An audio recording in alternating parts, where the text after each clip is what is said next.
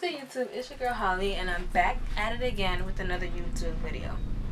And I seriously need a new tripod because my tripod, number one, the leg broke, so it's like uneven. Like it's even, but it's like one of the legs broke, like where it keeps his posture, so it stays sturdy. That shit broke, and then the neck is like I'm just hoping my fat ass camera doesn't like fucking like the whole thing fall. But I'm here I am again with another storytelling video from Reddit, and this one is called A Tinder Meetup Gone Wrong. And I've been gone for like 3 weeks because I finally got a job. I have 2 jobs now. So I'm working. I'll start the next job July 3rd, and I've been doing my other job now. But I'll try to do my. I keep saying I'll do my video. I'll try. But I'm gonna try. Like I don't know. I don't go anywhere to vlog it. And when I do go somewhere, I feel uncomfortable vlogging. Like I wish I had a smaller camera. I want to buy that too this summer. So look out for that. If I get the small camera, I'll definitely do vlogs. On my phone, vlogging on it, I don't want to just kill my battery and stuff. So I'll look into buying a smaller camera, and that'll probably be better for me. But here we go. Tinder. Oh, don't forget to subscribe. I'll do that at the end. Tinder meetup gone wrong. Around March of 2014, I was talking to this boy on Tinder. He seemed cool and fun. After about a week of talking, he suggested we meet up in person. He invited me to this coffee shop, and I accepted. However, the day of, he started messaging me saying he had to tell me something. His pictures on Tinder weren't actually of him. And yes, he was a girl. She claimed she really liked me though, and begged me to still meet up with her. Naturally, I declined. I blocked her profile and continued on with life. About a week later, I started talking to another guy. Once again, he seemed cool and fun, and we hit it off. He asked me if I spoke to people on Tinder frequently, and rather stupidly, I told him about my previous encounter with the man-lady. Weeks later, I realized that this new guy was the same guy as the week before. He asked me if I wanted to meet up, and I said sure as long as it was in a public place. We decided on a cafe, and the next day I sat at the table waiting. 5, 10, 15 minutes had passed, and he was nowhere to be found. I then peered out of the window and saw from across the street a woman staring at me intently. I looked away, waited a few seconds, then looked back. She was still standing there staring. At that point, I left the cafe, got on my bike, I always bike everywhere, and booked it home. I was definitely a little freaked out, but tried to pull myself together and reasoned that no one could have followed me. Then I deleted my Tinder profile, and things were normal for a few weeks. About 3 weeks later, I started getting phone calls. The numbers all showed up as unknown. I picked up the first few times. There's some people, there's this fucking person on my block, and they lives on my block, and they always come with their 1990 car, blasting loud ass music every single day. Not even like day, maybe 5 times a week, and they know their music is so loud and their bass is trash because they have the fucking 1990s car. And they will drive fast on the block with their loud ass music, and everybody's car alarm will go off because of that terrible ass bass in the freaking car. Yeah, that shit is annoying. I should key their fucking car and pop their tires. Or take the damn radio. That shit is annoying.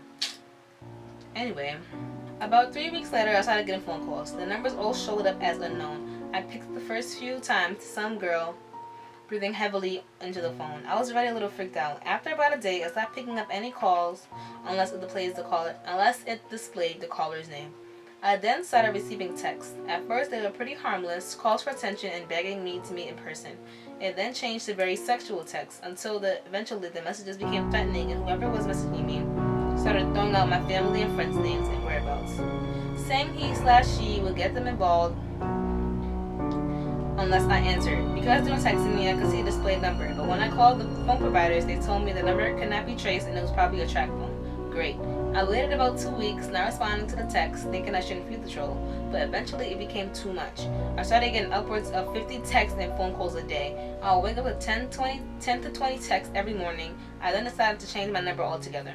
The texting and calls stopped for a while, but sure enough, it started happening again. I called my phone provider, asking if they ever give out numbers at a user's request, and they said their policy stated that wouldn't or couldn't unless valid identification was provided. Then one day I tried logging into my Facebook, but I was denied. Within a day, my friends started contacting me and asking me what the hell was I doing, saying that they were getting terrible messages from my account. In particular, one of my girlfriends was receiving messages about her mom who died years ago.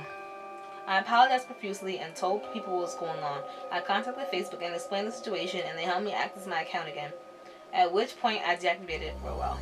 Enough was enough. I decided to contact the FBI, explaining what had been going on for over a month now. They documented everything, but told me since I or any of my relatives or my friends were in no immediate danger, they probably wouldn't be able to do anything. At that point, I felt stuck. I thought about hiring a private investigator or a hacker. I decided against it, however, and just hoped it would fade out if I never answered. I left my Facebook deactivated and ignored texts or phone calls. I never had any trouble at home, but some of my closest friends received the occasional text as well, which weirded us out. Which weirded us all out. I hated that they got dragged into it. One day I came home and things felt very eerie. Door unlocked, windows open, and no one home. A strong breeze running through my apartment. I did a check of the place and found nothing else weird, so I locked up everything and waited for my roommates to get home. It's been almost 7 months now. The calls and texts have more or less stopped. I'll get an occasional text, but at most one every 2 weeks. At the peak of it, I was receiving almost 100 texts a day. It definitely affected my social and personal life. I became much more worried of the people around me and my surroundings. I could feel like I couldn't really focus on anything until it stopped. Work was difficult, though I tried to maintain my composure best as I could. Everything was just weird. Life was weird. I since stopped using all forms of dating apps and websites. Things are getting back to normal, and at this point, I just want to put it all behind me. I'm moving at the end of this year, so it'll be nice to have a fresh start in a new place. I'm not going to sit here and say all dating apps are dangerous and no one should use them, but definitely cover your bases and ask more questions before meeting someone. FaceTime them first, Skype, anything. I was naive about it and regret it. Be safe, stay close to your friends, and try meeting people in more traditional ways. We're a Tinder stalker? Let's not meet. Well, if you guys like that story, be sure to like, comment, and subscribe, and follow me on Instagram at Keeping Up with Holly. That's KeepWitHolly. And my Snapchat at Holly Kardashian. That's HOLLYKARDASH. Thank you guys so much for watching. I'll see you guys next time. Oh, and I have a birthday video of me doing my birthday photo shoot. I don't know if I want to upload that or not. I'm not sure. I'll look at the footage. It's not that much footage. Just me like just taking pictures. I don't know if I want to upload it or not. I might. I don't know. And I might go bowling tonight. So I'll definitely, if I go bowling, I'll definitely 100% vlog that. Because that'll be interesting. But thanks for watching. Bye.